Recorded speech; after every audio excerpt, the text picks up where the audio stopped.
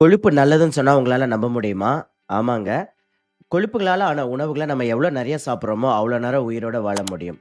So கொஞ்சம் வருஷத்துக்கு முன்னாடி பார்த்தீங்கன்னா, இந்த அமெரிக்கன்காரங்கலாம் சேர்ந்து ஹான்சல் கீஸ்ன்னு ஒரு சயின்டிஸ்ட்ட விலைக்கு வாங்கி, கொழுப்புகள்னால கெட்டதுன்ற ஒரு ப்ரமோஷன பண்ணாங்க. 1950கள்ல.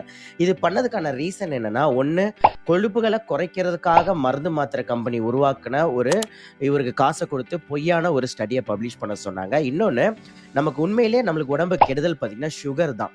ஆனா, அந்த சுகர கிட்ட இருந்து டைவர்ட் பண்றதுக்காக எல்லா பழியுமே வந்து கொழுப்பு ஃபேட் மேல போட்டுட்டாங்க. ஸோ, இப்போ வரைக்கும் நெறைய ஸ்டடீஸ் வந்துகிட்டே இருக்கு. கொழுப்புக்கும், இருதயத்துக்கும் எந்த சம்மந்தமும் இல்ல. ஸோ, அந்த காலத்துலலாம் பார்த்தீங்கன்னா, நம்ம வந்து தேங்காய் எண்ணெயில சாப்பிட்டுட்டு இருந்தோம். நல்ல ஒரு நான்வெஜ்ஜா இருந்தாலும், எதா இருந்தாலும் நல்ல கொழுப்புகள் சாப்பிட்டுட்டு இருந்தோம். பட் வர வர வருடங்கள் ஆக ஆக கொழுப்புனாலே ஒரு பயம் வந்து மக்களுக்கு உருவாக்கிட்டாங்க. இது வந்து செயற்கையா உருவாக்குனது. நீங்க நம்ப மாட்டீங்க. அமெரிக்கால பார்த்தீங்கன்னா, ஹார்வர்ட் சயின்டிஸ்ட் 3 பேருக்கு கிட்டத்தட்ட பல்லாயிரம் கோடி கணக்கான காச குடுத்து, ஃபேக்கான ஆர்டிகல்ஸ ரெடி பண்ணி, சுகர்ல இருந்து மக்கள திசை திருப்பணும். ஸோ கொழுப்புகள் தான் கெட்டதுன்னு சொல்றாங்க. ஆனா இப்போ ரீசென்ட்டா USDA அமெரிக்காவோட பெரிய ஒரு ஆர்டிகல்ல இருந்து கிட்டத்தட்ட ஐ ஐ ஒரு 500க்கும் மேற்பட்ட கொழுப்பு உணவுகள் வந்து அப்ரூவ் பண்ணி மக்கள வந்து சாப்பிட சொல்றாங்க. ஓகேங்களா?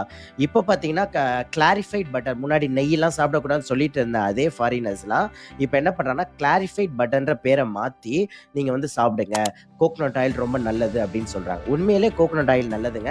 அண்ட் இதுல கெட்ட கொழுப்பு, நல்ல கொழுப்பு இருக்கு. ஸோ கெட்ட கொழுப்புனா என்னன்னா, ஃப்ரைடு ஃபுட்டு, வெளியில போய் நம்ம ஜங்க் ஃபுட் சாப்பிடுறோம். சிப்ஸு, பர்கர், பீஸா அதெல்லாம் கெட்ட கொழுப்பு. அது கண்டிப்பா கெடுதல். அது எதா இருந்தாலும் பரவால்ல. நீங்க வெளியில போய் சாப்பிடுற உணவு புரோட்டீனா இருந்தாலும் சரி, கார்போஹைட்ரேட் இருந்தாலும் சரி, கெட்ட கொழுப்பு எல்லாமே நல்லதில்ல. ஆனா நல்ல கொழுப்புன்னு இருக்கு. நீங்க தேங்காய எடுத்துக்கலாம், நட்ஸா எடுத்துக்கலாம். இந்த மாரி நம்மளோட மீனா எடுத்துக்கலாம், முட்டையா எடுத்துக்கலாம். முட்டையெல்லாம் பார்த்தீங்கன்னா, மஞ்சக்கருனாலே எல்லாரும் ஓரமா வைப்பாங்க. பட் அப்படி கிடையாதுங்க. தாராளமா 1லேருந்து 2 முட்டைகள் டெய்லியுமே சாப்பிடலாம் வித் மஞ்சக்கரு. அந்த மஞ்சக்கருன்றது லைஃப்ங்க.